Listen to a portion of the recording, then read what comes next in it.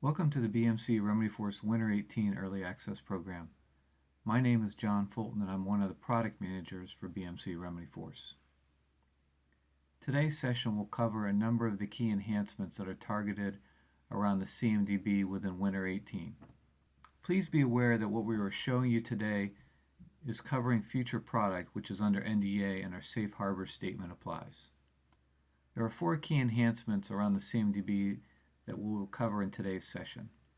The first one being expanded list view customization around the Relationship tab. Prior to Winter 18, the columns that appear in the Relationship tab are fixed. We are now leveraging the list view customization capability under Administration and have added a new record to allow you as the administrator to configure the columns that appear within the Relationship tab.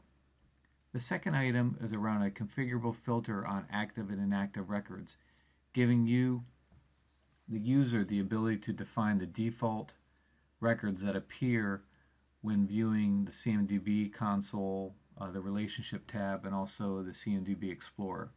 You now have the ability to define by default whether you want to see only active records or if you want to see all records, which would include inactive records. The third enhancement is around multiple instance editor, and we've made a number of key enhancements, the big one being a new feature around mass change. So we now give you the ability to make it easy to make a global change across multiple records in just a few simple steps. We've also made some usability and navigation improvements. And then the third enhancement is around the rule-based asset class. Specifically, we've added the support for OR statements, so you can add more sophisticated rules around what appears in your rule-based asset classes, and we'll go through a few examples in today's session. Please note that there is a separate video around the integration enhancements that are targeted in Winter 18 between the Remedyforce CMDB and BMC Discovery. Let's get started.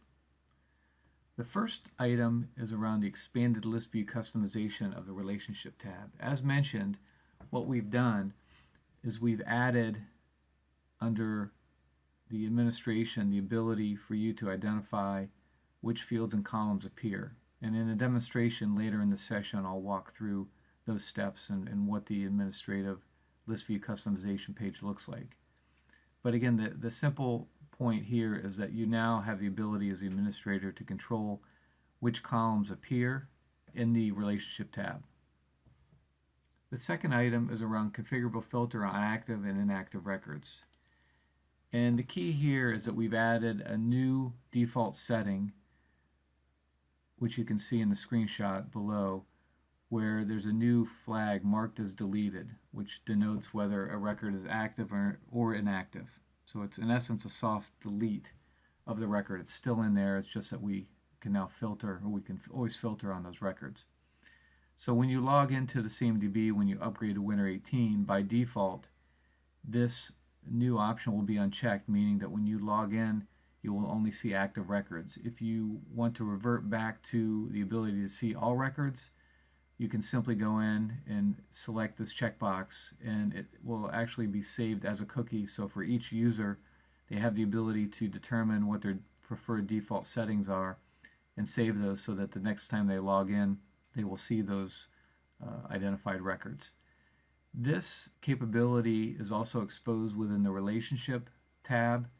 So there's also another checkbox on the Relationship tab. So if you only want to see active records, for example, active relationships, you have the ability to do that. The other important note here regarding inactive and active records and relationships is if you have an inactive record linked via a relationship to an active record, that relationship will not appear just because the associated record is no longer active. And again, we'll walk through a few demos here later in the session to give you an understanding of the specific behavior. The third item is the multiple instance editor enhancements. And as I mentioned, the big enhancement here is around the addition of a mass change capability. So in the screenshot, what you'll see, two key things. On the left-hand side, you'll see checkboxes giving you the ability to select all rows or multiple rows or a subset of rows. And then along the top, there's a new header where if you select one or multiple rows, this new header appears, and it gives you the ability to select a value. So in the case here, I've selected CI status. So what I could do is I could select a value from CI status, and then based on the rows that I've selected, I could select apply or save, and it will apply that value across multiple rows. The other point to make is in the upper right hand corner, we've added a new page control where you can see the number of records per page and also the total number of records, so it gives you that perspective. This is something that we are looking to add to the main CMDB console, but due to complexity and the challenges, we were not able to add that to the Winter 18 release, but it is something that we will consider in a future release. A few other things to note here. There is a limitation on the number of records that can be updated. In the case where you are not using reconciliation and reconciliation is turned off, you can update up to 200 records at one time. If you do have reconciliation on, you are currently limited to updating 20 records at a time. It's something, again, we're looking at as a future enhancement down the road, but there are some challenges in supporting additional records when reconciliation is on, so we will consider that as an enhancement down the road. As mentioned, there are some usability improvements. The page controls I've already mentioned. We've locked the headers when scrolling vertically, so when you're scrolling up and down, the headers will remain in your view. And then also the same idea when scrolling horizontally, when you're scrolling left or right, the instance name, that column on the far left, will remain locked. So no matter how far you scroll over, you'll still know which record you're on. And the final item in this session is around rule-based asset class improvements. What we've done is, prior to this release, we only supported AND statements when defining rule-based asset classes. And in this release that we're targeting in Winter 18, we're adding the support for OR. There's a couple reasons we did this. Number one is for any customers that are using agentless discovery, Remedyforce agentless discovery, Premium or Premium Plus or BCM. There are some devices that are discovered as a workstation and not a desktop. So for those that have the existing desktop rule-based asset class, you can now add an OR statement and say that if there are records that have a primary capability of workstation, they can also appear in the desktop class. Some customers may choose to leverage a new class that we're adding, which is a workstation class. It just depends on how you're currently using it and if you want to do any consolidation, but it gives you more flexibility as a key point. This concludes the PowerPoint session, so now I'm going to jump over to a live demo and walk through all 4 key enhancements. Again, please note that there is a whole separate session on the integration enhancements between the Remedyforce CMDB and BMC Discovery. I encourage you to take a look at that. But now let's jump into a live demo of these enhancements that we've just covered. Okay, so let's first take a look at list view customization. I'm going to navigate to list view customization under administration from the CMDB grouping.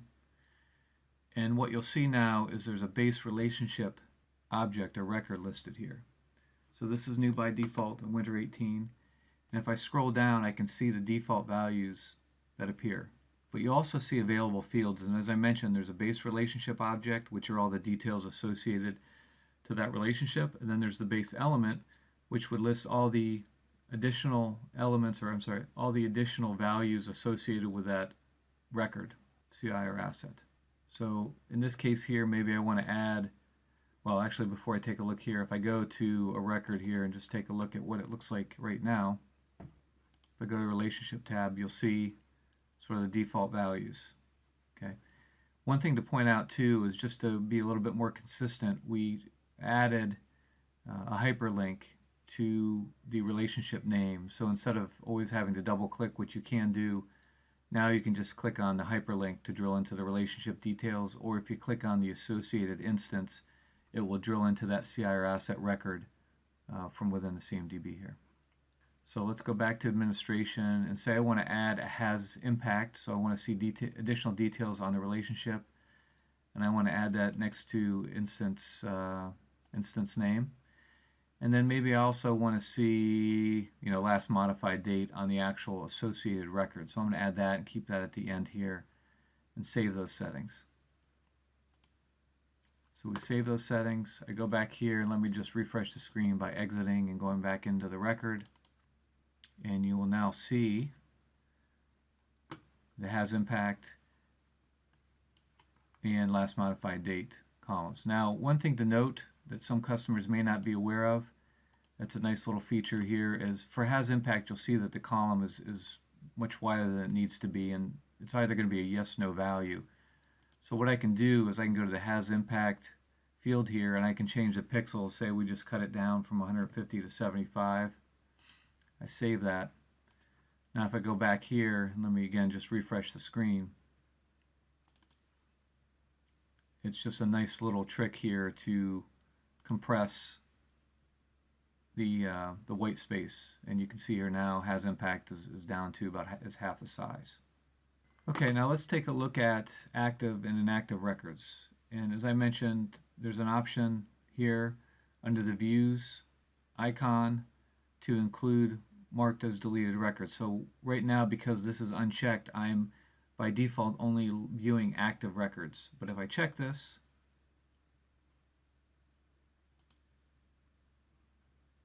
it will now filter and show me all records. And I think in my case here, I just don't have a lot of or any other inactive records, but it will save those values so you can control what's active or inactive.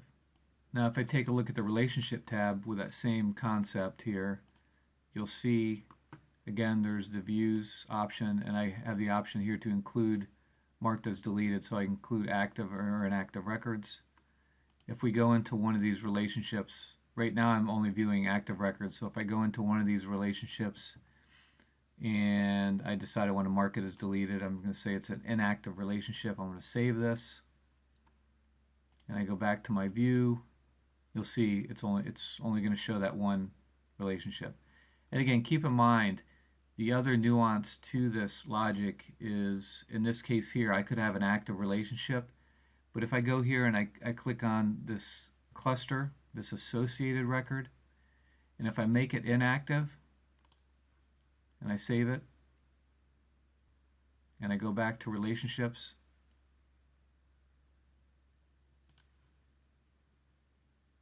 I just have to refresh the screen here, you won't see that record. So even though the relationship is active, if the associated record is inactive, it will not appear here. So again, some improvements, updates on the configurability of what you can view and not view by default. The same logic also applies in the CMDB Explorer. All right, the third item that I want to take a quick look at is around the multiple instance editor, which is available on the CMDB console. Depending on the search results, you click on the multiple instance editor, it's going to launch this spreadsheet type of mode, and the enhancements are, again, the ability to select multiple records. And you'll see when I selected more than one record here, I selected all records. With this row appearing, now I can add values. So for example, if I want to say the reconciliation date, the reconcile date is today's date, and I want to apply it to all, I can select that and hit all. If I want to change the primary or the stage, for example, something simple here, I want to change a stage to tested.